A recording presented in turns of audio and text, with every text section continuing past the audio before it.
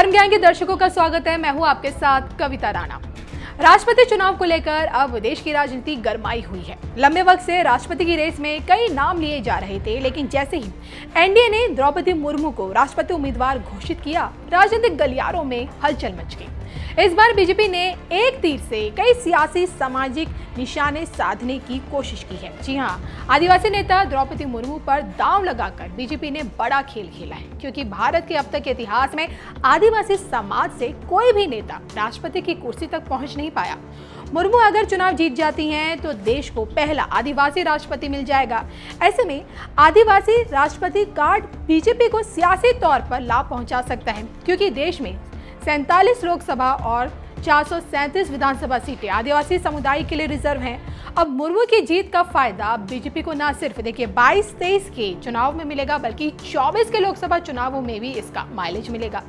सियासी पंडितों का ये कहना है कि बीजेपी लंबे समय से खुद को आदिवासियों की सबसे भरोसेमंद पार्टी के तौर पर पेश करने की कोशिश कर रही है। ऐसे में राष्ट्रपति चुनाव में बीजेपी ने द्रौपदी मुर्मू को कैंडिडेट बनाकर आदिवासी समुदाय को साधने का सियासी दांव चला है। अब देश में अनुसूचित जनजाति की आबादी देखिए 8.9% है। कई राज्यों में तो सियासी खेल बनाने और बिगाड़ने की ताकत रखते हैं, और अब सवाल ये उठता है कि आखिर आदिवासी सीटों के लिए बीजेपी इतनी फिक्रमंद क्यों है। असल में गुजरात, मध्य प्रदेश, छत्तीसगढ़, राजस्थान में आदिवासी वोटर निर्णायक भूमिका में है। गुजरात में देखिए इसी साल, मध्य प्रदेश, छत्तीसगढ़ और राजस्थान में अगले साल यानी कि 2023 में चुनाव है। अब इस तरह से 4 राज्यों में 128 विधानसभा सीटें आदिवासी समाज के लिए आरक्षित हैं, और इन 4 राज्यों के आदिवासी सीटों के नतीजों को देखें तो बीजेपी का प्रदर्शन अच्छा नहीं रहा, जबकि कांग्रेस बड़ी संख्या में इन सीटों पर अपना कब्जा जमाई हुई थी। अब ऐसे में आदिवासी वोटरों के दिल में उतरना बीजेपी के लिए एक बड़ी चुनौती है। लेकिन इन सब के बीच जैसी ही ये खबर आई कि एनडीए की तरफ से द्रौपदी मुर्मू राष्ट्रपति की रेस में उतर चुकी हैं, मीडिया चैनलों की नजरें द्रौपदी मुर्मू को ढूंढने लगी। मीडिया चैनलों की ये तलाश कहीं और नहीं बल्कि जगन्नाथ की धरती जगन्नाथपुरी में जाकर खत्म हुई, जहां राष्ट्रपति पद की उम्मीदवार द्रौपदी मुर्मू शिव मंदिर में झाड़ू लगाकर पूजा अर्चना करती हुई नजर आई। जी हां, ओडिशा के रायरंगपुर के शिव मंदिर में पहुंचकर एक और जहां द्रौपदी मुर्मू ने साफ सफाई की, झाड़ू लगाती हुई दिखी, तो वहीं शिव मंदिर में उन्हें पूजा अर्चना करते हुए भी देखा गया। और इस बीच द्रौपदी मुर्मू की एक ऐसी तस्वीर सामने आई जिसमें वो नंदी के कान में कुछ कहते हुई दिखी। जी हाँ, कहते हैं नंदी ना सिर्फ शिव के भक्तों में सबसे ऊपर है, बल्कि शिव के मानस पुत्र भी माने गए हैं। शिव पुराण कहता है कि शिव के आशीर्वाद से ही नंदी का जन्म हुआ। मान्यता ये कहती है जो कि शिव वर्षों तक देखिए तपस्या में लीन रहते हैं, और इसलिए उन तक अपनी बात पहुंचाने के लिए प्रत्येक शिव भक्त नंदी का सहारा लेता है। नंदी के कान में बोली गई हर बात सीधे शिव तक पहुंचती है, और इसलिए बाबा के भक्तों को बाबा से जो कुछ भी मांगना होता है बस नंदी महाराज के कान में जाकर बोल देते हैं।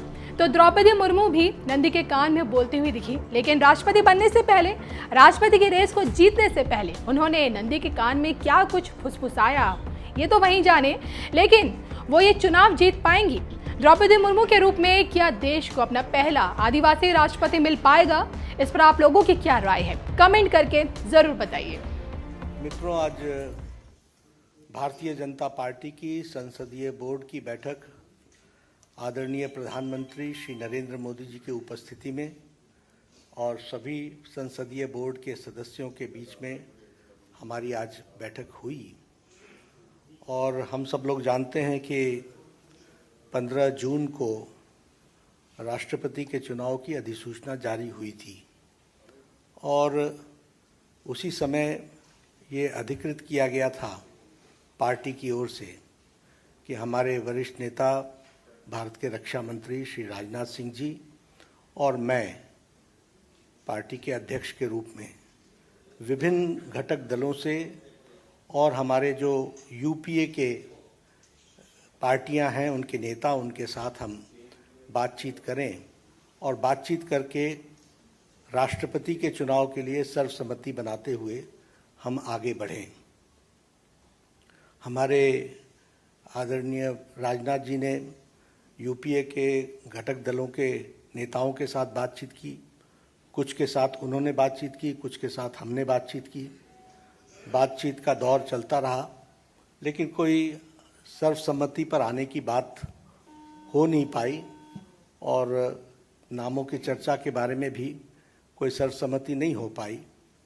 और आज हम जानते हैं कि यूपीए ने अपना राष्ट्रपति का प्रत्याशी घोषित कर दिया है।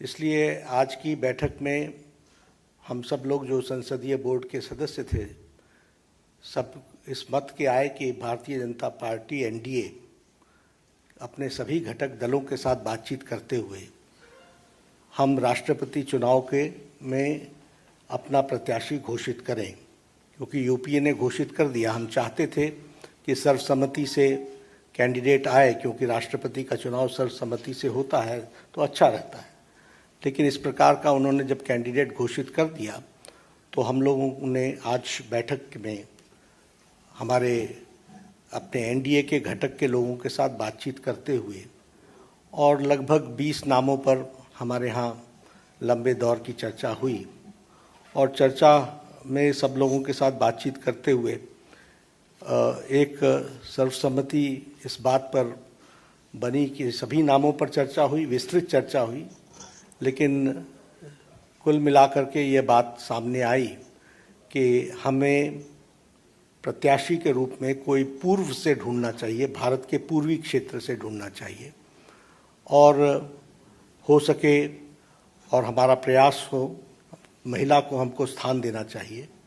और आज तक कोई आदिवासी ट्राइबल प्रत्याशी राष्ट्रपति के रूप में नहीं आया है, इसलिए हमें ट्राइबल पर और पहली बार कोई ट्राइबल को भारतीय एनडीए की तरफ से हम कैंडिडेट बना सकेंगे, ऐसा संसदीय बोर्ड पार्लियामेंट्री बोर्ड का मत था। और इसलिए श्रीमती द्रौपदी मुर्मू, इनको राष्ट्रपति का प्रत्याशी घोषित किया गया है एनडीए की तरफ से।